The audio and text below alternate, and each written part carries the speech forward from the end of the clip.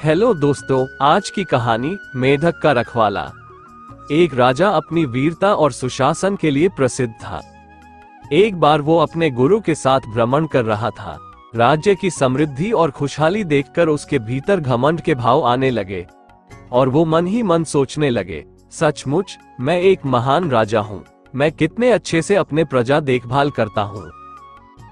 गुरु सर्वज्ञानी थे। वे तुरंत ही अपने शिष्य के भावों को समझ गए और तत्काल उसे सुधारने का निर्णय लिया।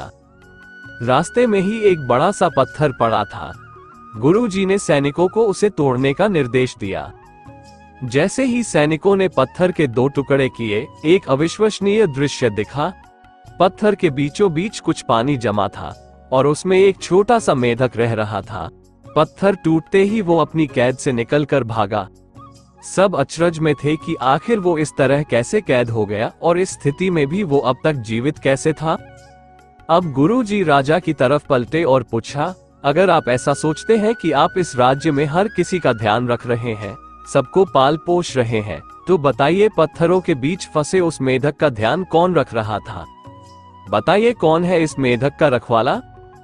राजा को अपनी गलती का एहसास हो चुका था। उसने अपने अभिमान पर पछतावा होने लगा। गुरु की कृपा से वे जान चुका था कि वो ईश्वर ही है जिसने हर एक जीव को बनाया है और वही है जो सबका ध्यान रखता है। मित्रों, कई बार अच्छा काम करने पर मिलने वाले यश और प्रसिद्धि से लोगों के मन में अहंकार घर कर जाता है और अंततः यही उनके अपयश और दुर्गति का कारण बनता है। अतः हमें ध्यान रखना चाहिए कि हम चाहे इस जीवन में किसी भी मुकाम पर पहुंच जाए, कभी घमंड न करें और सदा अपने अर्थपूर्ण जीवन के लिए उस सर्वशक्तिमान ईश्वर के कृतज्ञ रहें। यदि आपको यह वीडियो अच्छी लगे तो वीडियो को लाइक करिए और चैनल में यदि आप नए हैं तो चैनल को सब्सक्राइब करने के लिए मत भूलिए और बेल आइकॉन को दबा दीजिए तो आपको सभी वीडियो पहले मिले और दोस्तों को शेयर करना मत भूलिए।